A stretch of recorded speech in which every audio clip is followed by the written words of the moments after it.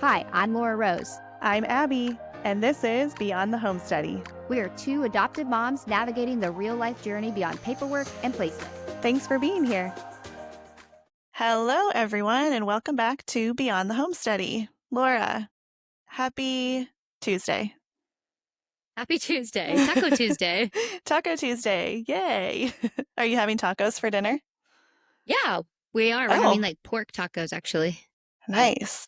And I did something special. I act like I had planned this. I didn't. This was like a last minute, I'm going to make something, and I don't know how it turned out.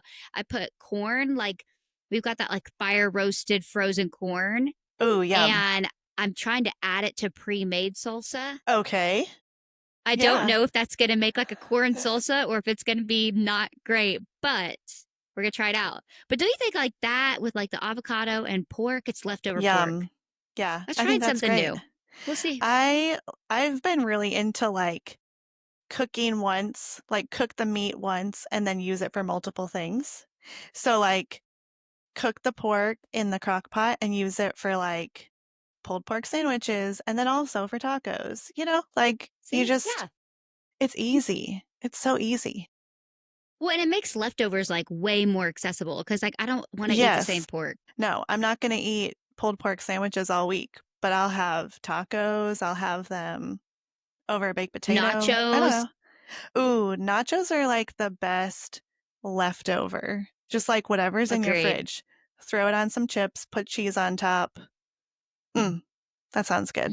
Yeah. Did you make anything fun for Memorial Day? Did you like cook out or make something fun?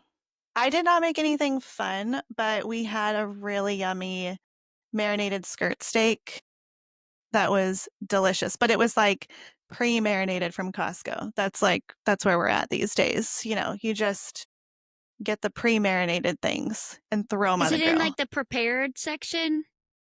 Like with the It's not frozen, but it's not cooked. It's like in the refrigerated. I'll have to send you a picture of it. It's very good.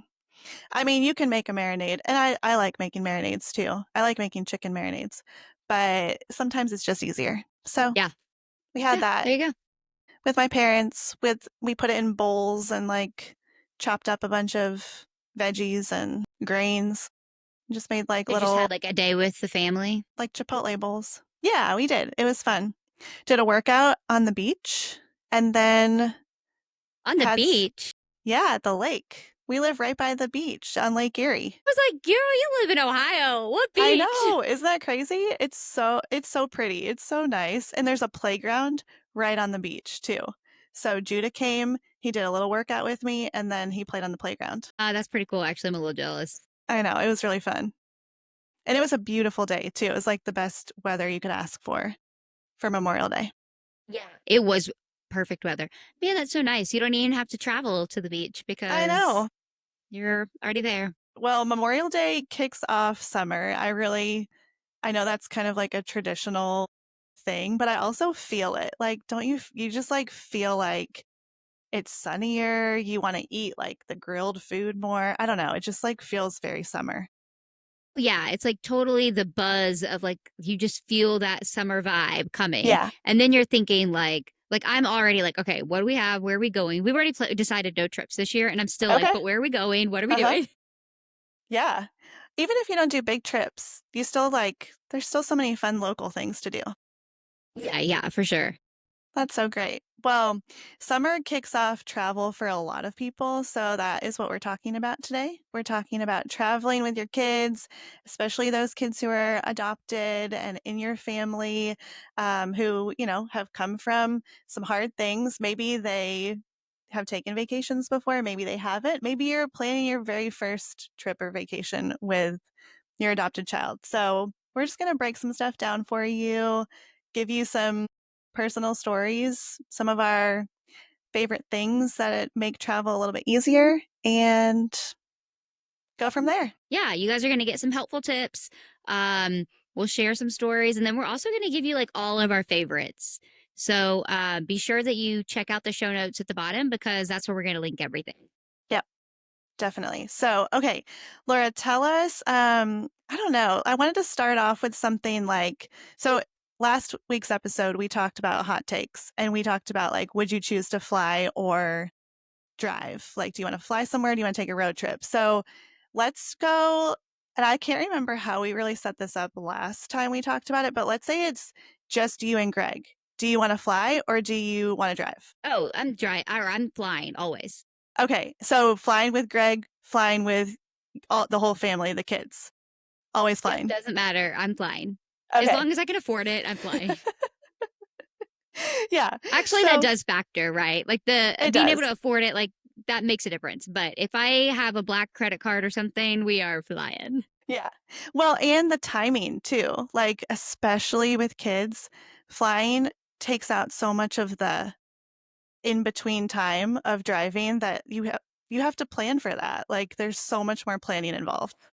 Well, it breaks up the monotony. So Yeah. like we've done we've done tons of, well, not tons, but we've done several road trips with our kids, Mhm. both when we had one and then when we had two and at different ages. And I mean, it's so long. Like it's like almost double the time and they're bored and flying. There's like, especially, you know how people are like, oh, I'll only do it if I get like a direct flight. No, I feel the opposite. I'm like, give me a layover. Let's get out of the Ooh. plane. Let's walk. Let's see something different. Yeah, I want to fly. I want a layover, a short one, not like a long one. Yeah. Yeah, not like overnight where you have to figure all that out. No, not even 3 hours, just like an hour and a half. Enough to go to the bathroom, find some food, grab a coffee, get back on the plane. Exactly. Yeah. So growing up, did you fly when you traveled? Did you drive? Like what are your childhood memories of travel? We did both. Like we flew some, especially if we did longer, but my family were really big motorhome RV people. Nice. So we did a lot of our traveling that wasn't in the car. When we were younger, it was in the car, but like I want to say by the time I was like 12, we were like exclusively RV people. Wow. Okay, that's I fun. know. We're super So, fancy in our RVs. well, I was trying to think, you've taken your kids on an RV trip, right? Two, Two RV two trips. RV trips. Yeah. Okay, but you still would rather fly than do that. 100%. Do you have any RV experience or were you guys like fly or were you drive? Yeah, so it wasn't until the year I graduated from college, my parents planned this huge out west trip with the RV. So, but what they did is they rented one. I was going to school in California. So they flew from Ohio to Denver, rented an RV, and then just like hit parks along the way to come over to California. Came for my graduation, and then I jumped in the RV with them and we went to the Grand Canyon, up to Yosemite, the Arches, like all over. Um, so we did that trip in the RV, and then we've done one other trip kind of like that up in the Tetons and Yellowstone. But it was always like fly a portion, drive the rest. So we kind of like Okay. did Plus you're both. older.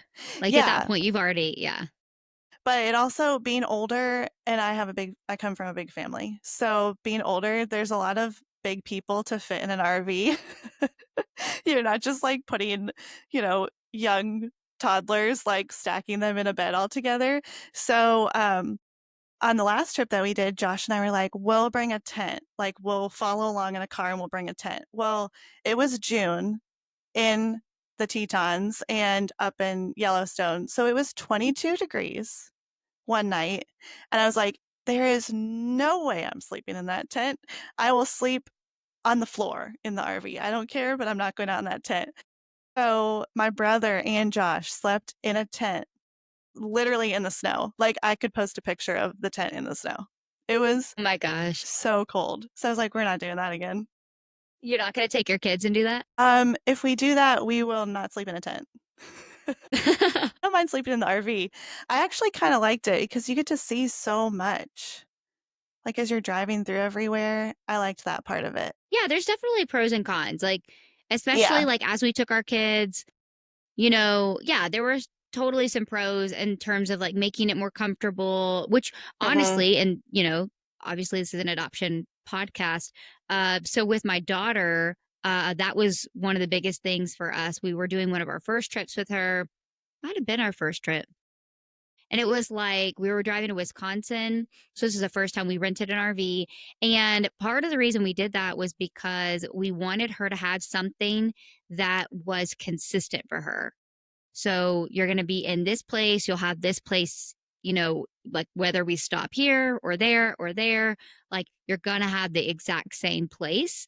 Um, and then have that safe place to come back to and keep it consistent because that was really crucial for keeping her the most comfortable that we could given just her personality and what she's been through. Yeah, that's really interesting. I think that's a cool perspective because then she can bring even more things from home that make her feel more comfortable too. Where when you're packing a suitcase or you're packing like a little carry-on bag on the plane, you're pretty limited in the things that you can take with you. So I like that idea.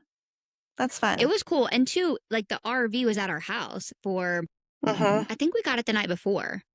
Cool. So you're taking like your home, like, so you're not leaving your home, going someplace else, and then that's the new place you're sleeping, but you're bringing something into your home, quote, Mhm. and saying this is our new home, and then going. So it's more fluid, and it worked great in terms of like security and just like felt safety. Like it worked really well. Yeah. That's so cool.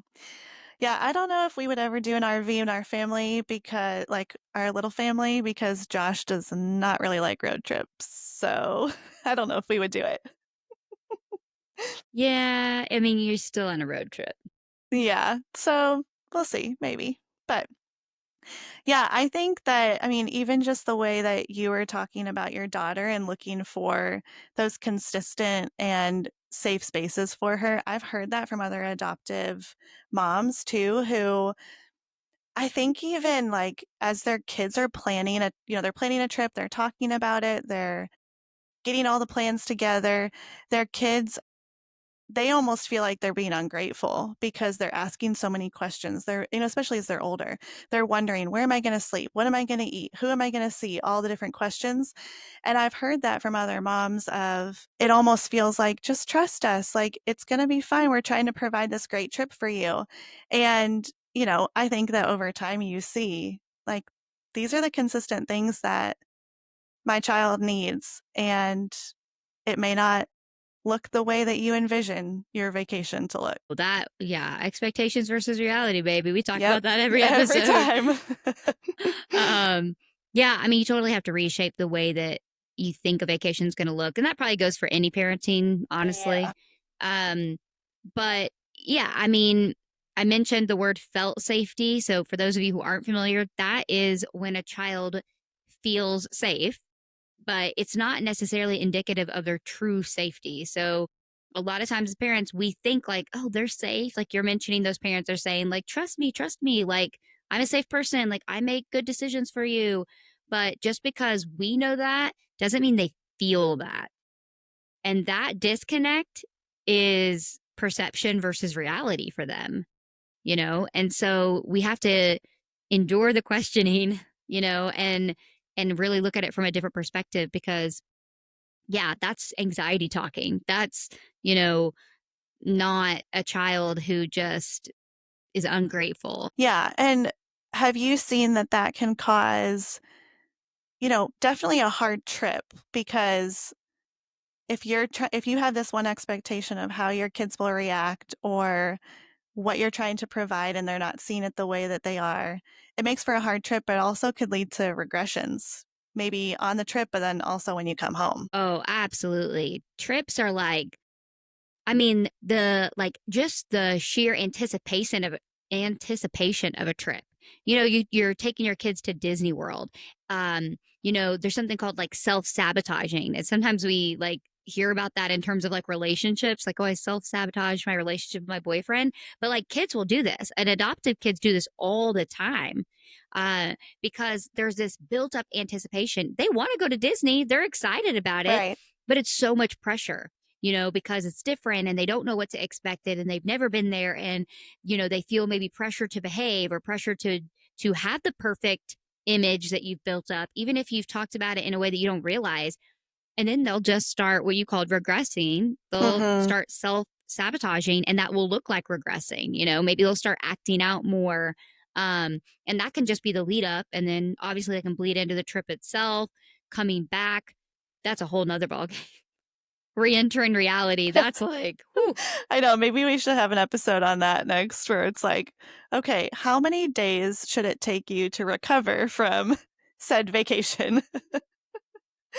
I mean, I felt like that before I had kids and just when I worked, like I would prepare so much before leaving, get everything set. So everything was like, no one had to reach out to me with any emergencies. I go on this trip, turn my email off, and I come back and I'm like, why did I even go? Like everything Yeah. fell apart, or there's just so much that needs to be done when you come back. It was like, I need a vacation from my vacation. Absolutely. And think about how our kids feel. Like they're Yeah, re-entering, back from this like super probably like sugared up, hyped up, no sleep. They're so off in so many ways. And now we're saying like, oh, you need to come back and just immediately get back to the routine. Like yeah, that's not realistic. That's not yeah, realistic for me. yeah, That's really not realistic for our kids. yeah. It's good to keep in mind. It's like, I think about that a lot with my own kids and especially my son that like he's a little human. So there's things that like when I'm feeling something or I know I've felt it before, he's going to feel it too. And there's some acknowledgement that needs to happen there for sure. Yeah. And I mean, practice makes perfect, right? Like Yeah. the more you do these things, we don't want to like, there's a fine line, especially if you have like a new like foster placement or a child that you've just adopted. Um, and I could go on like a huge tangent about this, but there's this period of time where you actually do need to just chill out your life. Like take whatever you're doing and like divide it by, I wouldn't even say 50%. I would say even less than 50% in terms of what you're doing. Obviously, there are like things you can't control, like you guys moved and, like things like that. Um, We had to start there are our things, adoption journey traveling across the country. yeah, so you're fine. You up the ante first, so you're good. Gosh, Um, yeah. but yeah, like you want to take it down a notch under that, like after that first period and really, like allow a lot of time to settle in, form bonds, blah, blah, blah. Like I said, we could do a whole episode on that. But all that to say, like when you're thinking about um traveling, you know, if it's in that short window, then yeah, you might want to cancel your travel plans or shorten your travel plans or something like that.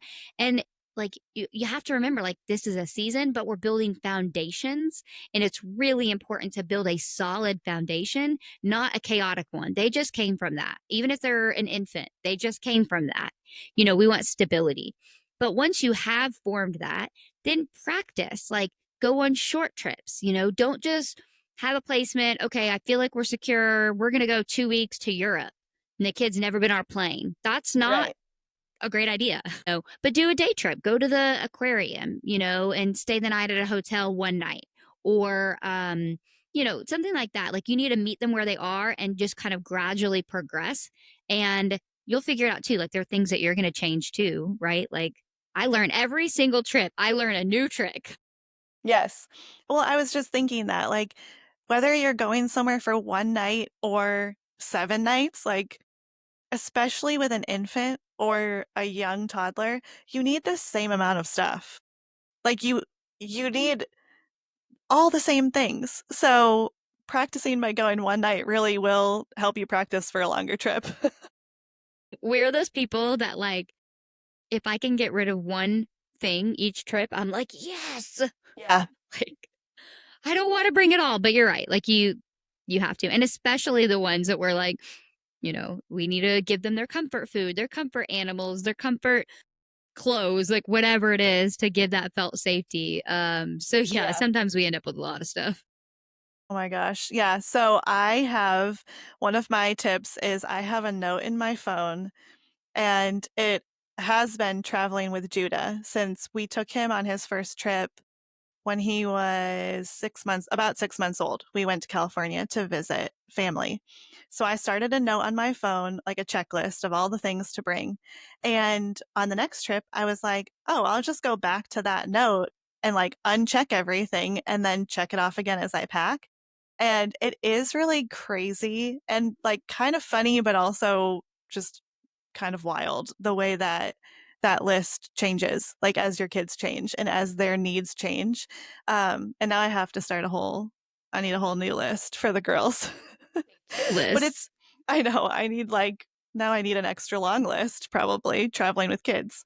But it really is like having something like that that I can always go back to and say, okay, do I have, just like the basic things? Like I literally have on there like pajamas, clothes, like just for my own sanity to go through. But then it's also like Biscuit the dog. And do I have the um Hatch sound machine that I don't need to plug in? Like all those things that I just put them on the list and check, check, check, check. We have one of those too. My mom did that actually. Nice. It's not on my phone, but like it's like saved in my computer. And it is. It's crazy Yeah. to see like their yeah, like the progression. And I'm with you. Hmm. I'm like put it down to the T. I need 2 pairs of this and 5 pairs of that. And Yep. it's also And helpful like, because then you can like give it to someone. Like I'll like take some of it and be like, okay, here, Greg, get these things. And it's a list. nice. So it's like, whereas before I'm like, can you pack their bag? That's like way too vague. And I'm gonna It's end up so having to go vague. back and repack it. Like, Yeah. so now I'm like, okay, here's the list. Check all of these things off. So Okay. So do you print it out each time you're traveling and then you just go through and like, okay, Greg, you take this part, I take this part, or do you keep it on your computer and like check it off on your computer? depends on the trip. So we Okay. do weekend trips fairly often ish to my family. They live 3 hours away, and I don't really use a list for that. Yeah. Um, but so no, I'm not going to print it off. But if we do like the RV trip, the Wisconsin trip, I print it off and I'm just like mark it off. Yep. That's good. Very practical. Um, okay, so why don't we talk a little bit about some of our favorite travel tools, hacks, some of your favorite things when you think about traveling with your kids. What comes to mind? Yeah, I'm like looking at my notes here because I made sure to write down some of my favorites. Um, so do you want to do it in like categories or just rattle them off? Okay, let's do the categories. So we have like when you're actually in transit. So in the car, in the plane. Okay, so one of my favorite things that we do in the car, we did this in the RV too, is like the shower caddies, like a shower caddy. Yeah. So we have a shower caddy that I put snacks in, Nice. and I put like some old snacks. Like I don't do all new, so I'll do like some old snacks. So like comfort, and also I don't want to make travel like too novel. So like they just expect like all this stuff. I mean, they're gonna get all this like sugar and stuff when they get to grandma's anyway. Mhm. But so anyway, I put some old, some new, and then they have the caddy, and then that's what they have for the car for snacks until like Nice. lunch. So and then they keep like the refills in the trunk. So then you can like refill. So I that one's a fun one. That's like yeah, I that was like my own little making. I was like pat on the back. I love that. Yeah, I kind of want to try that. We will actually be traveling this week, so maybe I'll try that. We have a snackle box. It's like Mm-hmm. this box with like the 8 different little cups, and I have made the mistake of filling the whole thing and giving the entire thing to Judah in the car. And guess where all of it ended up? In the Not in car his seat. mouth. Yeah, not in his mouth. So then we just started taking individual little ones out so he could have those. But I like the caddy idea. That's fun. Like the snackle box, I think is a really cool idea, and it's definitely much easier to like pack. Like if you're on a plane, Yeah, like I true. think that's like way better because like you're not gonna take a caddy on a plane. Like it's a purely like a car one. Um, my whole thing is like too many of the my kids' snacks wouldn't fit. I know. It is tricky to fit them. It is. Yeah, one of And my then, kids I could do all the cute stuff, but like one of my another one of my children is going to be really particular, like they want it in the package. Like you can't oh, don't be yeah. taking it out of the package and cutting it up and putting it, don't do that, like Yep. so Well, I will say when you take everything out of the package to put it into the snackle box, if it does not get eaten quickly, it's all stale. So oh that part of it, it's more of like a I'm packing this to eat it all at the park or outside Mm. or whatever. So I don't often fill it all the way up. I've learned my lesson with that one. But so You guys are getting all of our trial and errors, so now you that's a know. trial and error. Yeah. I do think for the plane, I've actually never used this, but I've seen people use um there's a name for him, but it's like you push the little button and the snack box like spins around. Yes. It's like the circle. I think those are fun and they look like they seal pretty well. So if any of you have used that on a plane, I've seen like I've just seen it on Instagram and stuff, but if any of you have used that, let us know if that actually works or if it just looks fun. It's like a toy and a snack box in one. I mean, it might be fun for like one, right? Um, One of my favorite things, and this is not like something that you can just go buy, but it's just an idea as you think about traveling, especially in the car, is to trade toys with someone.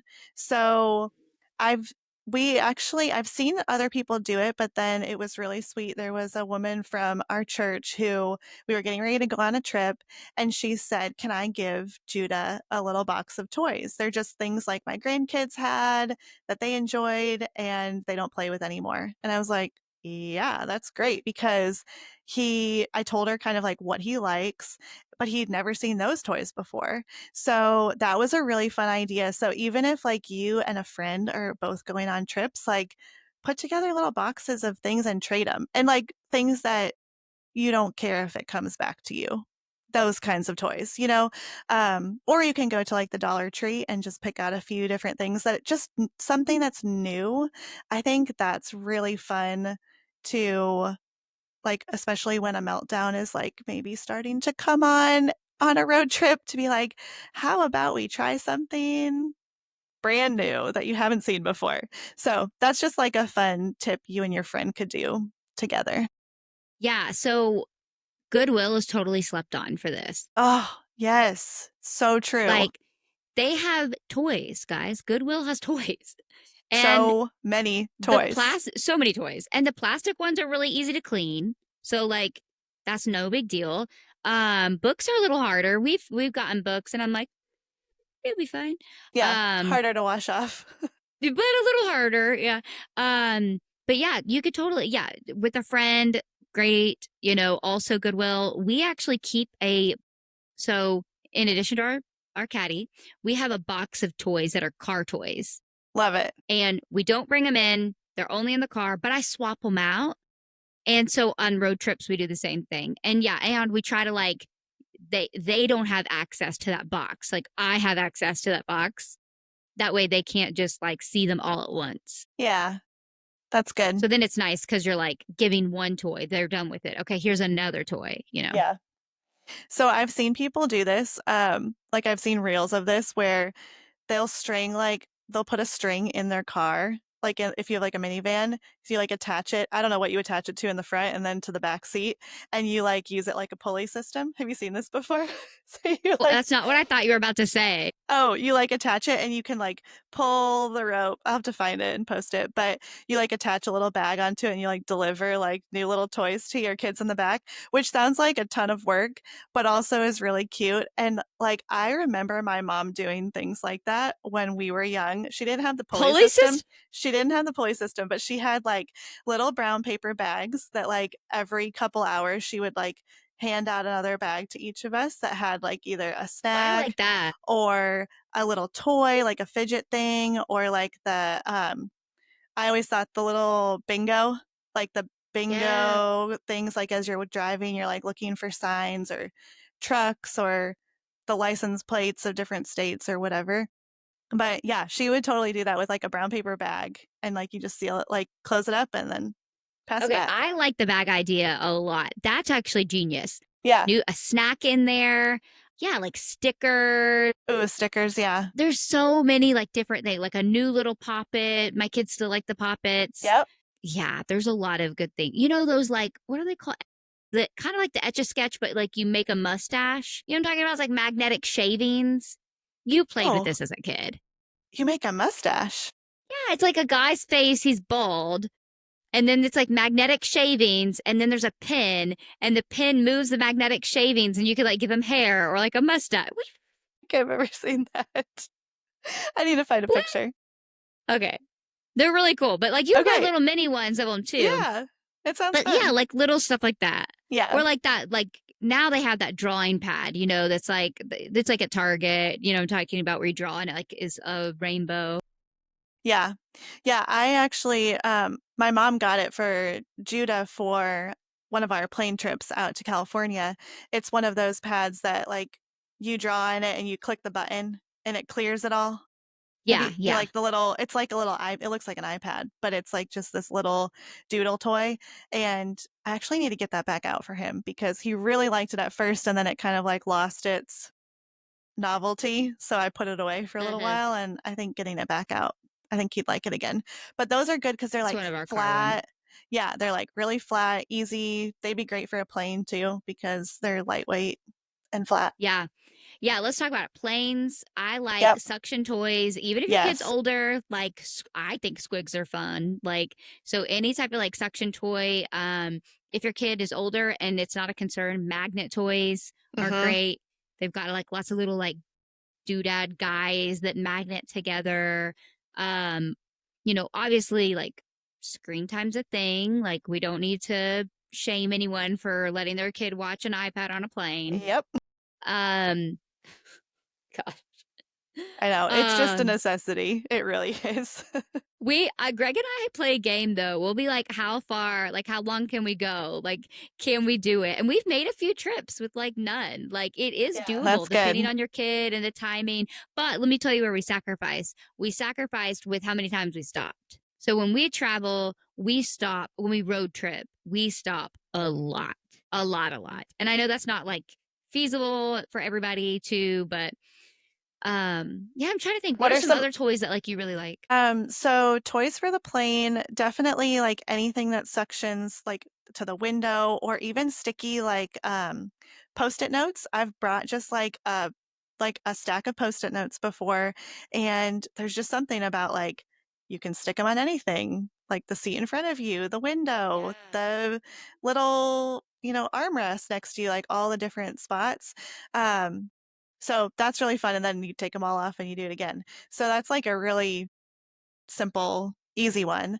Um, Honestly, planes, it's headphones on watching screens most of the time or listening to music. Like, I have downloaded Spotify playlists before that some of them have like little animations that go along with like the super simple songs or like some of there's Mhm. probably others too, but they just have like the little duck walking along the screen and it's just easy, simple, nothing like super like high sensory or Stimulation. anything or stimulating. Yeah, it's just like this you're listening to the music and watching the little duck walk across the screen. But screens and snacks are kind of the two top recommendations. I can get Hey, if it creative if I works, it have works, to, man. but yeah. Yeah. Everybody out there, like, yeah, it's totally your own. There's no shame here. Like, when you come to this podcast, like, we have different tips and different takes on things, but there's no shame. Like, I can't judge someone for having a screen in front of their child. Like, I don't know their story. I don't know their child's temperament. There's so many unknown factors there that, like, yeah. And like, yeah, just, yeah. Yeah, and I think that if you're someone who really doesn't do screens at home, it's okay to take them out for travel still. Like, it is that, like, this is it's like part of the experience, part of the memory. I think it's still fun to have them, whether it's in the car or on a plane. Yeah. And if you don't want to, that's fine too. Like, there are other things that you can do, lots of, Plenty of other things. Mhm. yeah. Hey, friends, if you've been enjoying Beyond the Home Study, there are a couple of easy ways to support the show. First, follow and leave a quick 5-star review. It helps other adoptive and foster families find us. Second, we just set up a Buy Me a Coffee page. It's a simple way to say, hey, I love what you're doing, and it helps us to keep the podcast going. Your support goes toward things like better equipment, bringing on expert guests, and creating more resources for you. You can check it out at buymeacoffee.com/beyond the home study or check out the link below. And as always, we're so grateful you're here. So, Cool. Let's talk about like once we're there. Like, what are some things that you're doing? Like, you said you're getting ready to go out of town this weekend. Like, Yeah. what are some things that you're gonna do, both for Judah and for the girls to make sure like they're comfortable and Mhm. sleeping as best as you could get? I know. This is going to be an interesting trip because really both Judah and the girls are in harder sleep spots right now, just like in while we're at home. Like Judah has been getting up at like 5:30 in the morning because the sunlight's coming in his window, even though we are taking all of the possible ways to get the sunlight to not come in his window. He lifts up the curtain and checks to see if it's light out. I've watched him on the monitor. I'm like, I know that it starts kind of getting light at like 5:25, but like we don't need to be out of our bed at that time. So I have no idea what it's going to be like at the Airbnb that we're staying at, but we will bring like his pillow, his blanket that he sleeps with, stuffed animal, sound machine, all of that. Obviously, like the pajamas that he is used to wearing, things like that. But when he was younger, one of the like saving graces for traveling was the slumber pod. It's this blackout tent that goes over the pack and play. And the day that he did not sleep in the pack and play anymore was like, I'm never traveling again. I was so sad because that thing, it is an investment, I will say. But we had borrowed one a couple of times, and I was like, this thing makes traveling. Like, it's amazing. So that was like our hack when he was younger. And the girls don't really need it yet. So I think they'll just be in the pack and play because they're used to sleeping pretty much wherever. So I think they'll be okay with it. But they'll still be getting up every couple of hours while Judah's That's trying to no different than sleep, home. but it's no different than home. So, but kind of the same thing of like same sound machine, sleep sacks, just the normal things that take up a lot of room in a suitcase, but they have to come with us. But What they about have you? to come. They have to. Oh, Uh, I will say too, the other thing with traveling, um, like we've traveled time zones quite a bit when we go to California to visit family and trying to like keep the routine as similar as possible of like we brush your teeth, we get your pajamas on, we read a book, we sing a song, we go to bed, even if it's like in California, sometimes it's 4:30, 5 o'clock and he's tired and ready to go to bed because that's bedtime at home. And we just try to stay on home's time zone as much as possible when we take trips like that. Um, it doesn't always work because sometimes, well, it works, but then he's up at 3:30 in the morning. So yeah. we just figure it out, make it work. Yeah, we're pretty like so sleep for us is my kids go to bed late. Hmm. There's this like conception that people have that like kids go to bed by 7:30. And that works for a lot of kids. And a lot of kids do need to go to bed at 7:30 because they're going to get up early, either because they're like an early riser or because they have to go to school or something like that. But my kids don't have to go, they don't have to be up. And we put them down late at home. So they go to bed like 9:30, 10 at home, like on a normal night. And then wake up at like 8:30. So it actually works pretty well in our favor when we travel. Hmm. That does because, by the time we get someplace, like they want to stay up and that's fine because we try not to like, anytime there's a transition. So even if we just go to like Memorial Day, we went to a friend's house, we came home, it was just down the street. But my kids are not going to fall asleep in the car and then transition to their bed unless it's Right, like midnight. right. That's just not happening. And so there's always going to be this like same, like we're going to have our bedtime snack, brush our teeth, read a book, go to bed. And so we always let them have that chill time. But we also, I think the biggest thing that is like what works for us, and part of this is because they go down later, we lay with our kids. Hmm. I lay with them till they fall asleep. Like I lay with one, my husband lays with the other, or if we're like vacationing somewhere where we're all in the same room, we might all lay together. Yep. Um, or like put one on like we bring like a sleep mat and we'll Mhm. put that on the floor. So we do that a lot, put them on the floor, maybe one in the bed, one on the floor. Now my son is bigger, so he probably could do the floor. But and we just lay with them till they fall asleep. So it's really like it doesn't really change that much for us. Yeah, right. Now, other areas of travel, we have a lot more issues, but basically with sleep, we just wait till we're all ready to go to bed and we just lay down and go to bed. Yeah. I know. I think that's the thing with the slumber pod that makes it really fun if you're like all staying in one room and your child does go to bed earlier, is that it's almost like you have two hotel rooms because you can put Mm. the sound machine on and cover over the pack and play and just let them sleep, and you can have all the lights, TV, anything on, and it's like they have their own little room over there. So That's so funny. if you do have kids who go to bed earlier, might be a good option for you. Yeah, might be a good option. Okay, Um, so what about snacks? Like we talked a little bit about the box in the car.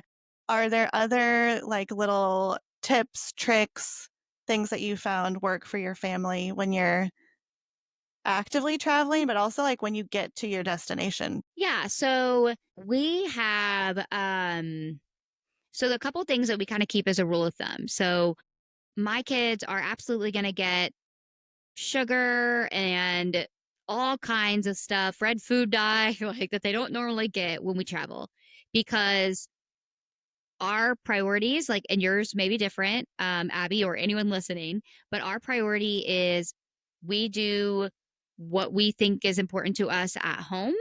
Um, and then on vacation, that's our 20, like 80/20. And Yep, I don't want to put pressure on other people. We usually are traveling to see family, and my values may not be the same as theirs. So, all that to say, they we say free for all for that. I don't put limits on stuff like that. So if we go and they want ice cream and they want another ice cream, that's fine. You can have another ice cream. But here's what we do try to do. We pack familiar foods, especially for my daughter who has some sensory selective eating. Um, she has her own foods that we know she'll eat, and they're all high in fat and protein. And we try to eat that first before we leave wherever we're going. So I'm not going to keep a ton of, you know, candy things. Like I said, even the snacks in the car, like I might get something new. But for the most part, I will get something new, but it's not going to be that new. You know what I'm saying? And then I allow that to be outside of the room or outside of the hotel or outside of the RV.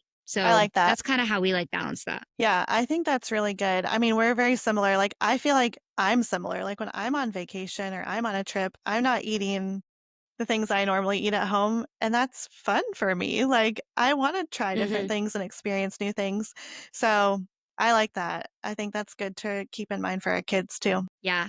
And you have to think like a lot of our kids are like my daughter, they're like sensory selective eaters. And you have to remember that their enjoyment is not the same as your enjoyment. So, you know, I love going to a steak dinner on vacation. Like, oh, yeah, give me some steak. We're on vacation. This is great. And that enhances my experience. But for my daughter, steak dinner is absolutely not going to enhance her vacation. Okay. She doesn't eat Yeah, meat at all. Oh, but that doesn't mean yeah, she's not enjoying it. right. You know, she can enjoy it in a different way. And so trying to reshape that thinking too. Yeah. And I think it's good that, like, your daughter can see you or others around, like, it's an option for her if that's something that she wants to choose at some point. It's not like you're saying, "No, you can never have this," but she isn't choosing it right now, and that's okay. She And a doesn't lot want of it. times we'll be like, okay, cool. Well, we're at a restaurant. I'm getting a steak. Would you like a milkshake? Yeah, You know, like, that's which so great. also I'm like, cool. Dairy, there's some good vitamins and calcium in there. We Yep. got some good fat in there. Cool. Vanilla milkshake it is. That's good. I kind of like, I wanna have a milkshake for dinner sometimes. I I think know. that I want one sounds right now, actually. That sounds good. I know, it sounds really good. Strawberry milkshake. It's my favorite. Yeah. Yum. Okay, so we talked a little bit about this at the very beginning, but in any time that we're planning a trip, getting ready to travel, let's talk about expectations. Keeping expectations low. How do you like gear up yourself for keeping your expectations in check? Yeah, that's an interesting question. How do I gear myself up for that? I know. So for me, a lot of it has to do with other people's expectations. I have to get myself in a mindset that's almost like pigeonholed, like what does my family need? Because I can't please everybody else and their expectations. And that is when I start to feel like dissatisfied. When I think like, oh, I'm here to visit Aunt Sue. I don't have an Aunt Sue, but I'm here to visit Aunt Sue, and Aunt Sue really wants, my kids to ride this horse because we're at a horse farm. But my kids don't want to. And now I feel guilty or I feel bad because my kid's not doing the thing to fulfill this adult's wishes. You know what I'm Yeah, saying? And then, that's hard. so yeah, that's hard, but that's so wrong. Mhm. Like, one, Aunt Sue, you need to get it together because your enjoyment is yours and yours alone. Like, you Yeah. can't let what someone does or doesn't do fulfill your, excitement or enjoyment or whatever. And then also, like, for me, I can't control my kids and I can't control Aunt Sue. Yeah. So for me, setting those expectations largely has to do with reframing my expectations for who I'm around. So whether it's family or friends or whatever, that's what hits me. I know that's not everyone. Some people it's more about like your child's specific behavior, but for me it's more about other people. Yeah, and I mean, Josh and I we've been working on this and I feel like we still need to be just growing and continuing to work through like what does communication look like with family before a trip and then also during and like what does that look like where you're trying to keep everybody on the same page of knowing like yeah, I mean, we have said it before where it's like we can't eat dinner at 7:30 Pacific time. Judah will be fast asleep. We know that about him. We know that that's not going to be enjoyable for any of us. And so like how can we kind of shift and, you know, create plans that will be meaningful for all of us and like helpful for all of us? But then also knowing like there are times that we have to just say like, yep, he might fall asleep at the restaurant, but you know, we'll just hold him and that's just how it will be. Uh, but just like trying to I don't know, it's hard to like put it into words because we're still very much processing it of like standing up for what we know is right and like what we know is going to happen before it happens. So then we're not all frustrated after it happens. It's so like it's tricky. Even just a holiday, like we're talking about travel, but even just like a holiday, like Memorial Day lunch or Christmas dinner or whatever it might be, like it's hard to navigate that. And I don't feel like I have a lot of tips to offer because I'm very much still figuring it out. Other than communication is key, like with most things. Yeah, I mean, some things that I've done that I think have helped. Um, One, I try to be there's a fine balance here, but I try to be open in talking to my family about my child's needs when I'm not with them. Like, yeah, and same with families. Now, there's a fine balance between protecting my child's privacy as well. We try not to be like overly share all the details that just don't need to be shared with everyone.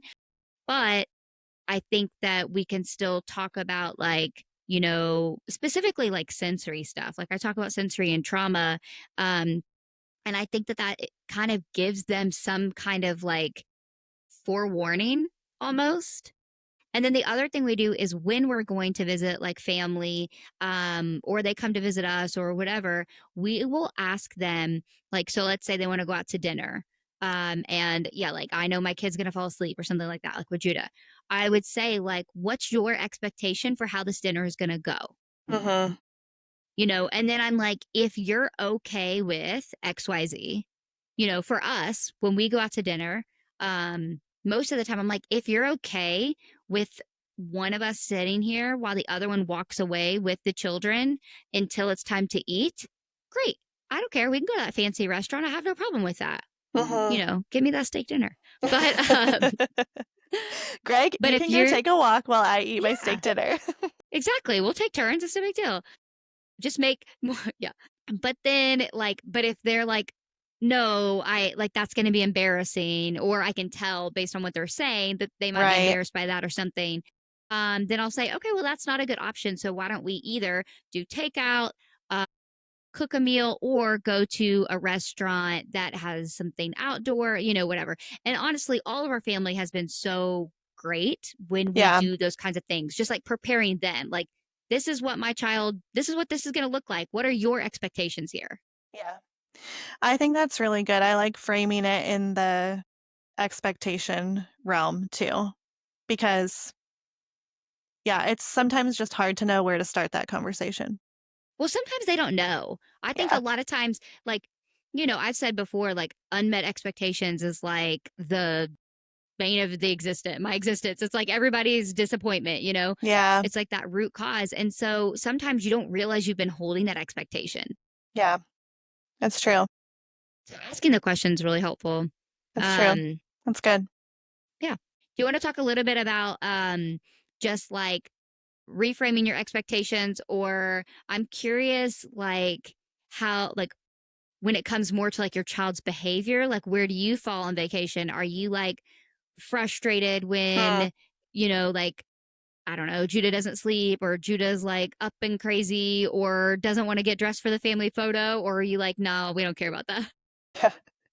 I think I have discovered, I will say I am still learning and still growing in this, but I have discovered that if I look at a vacation or a trip as like I'm just parenting in a different place, that really helps me because I'm not expecting to be relaxed. I'm not expecting to come back refreshed.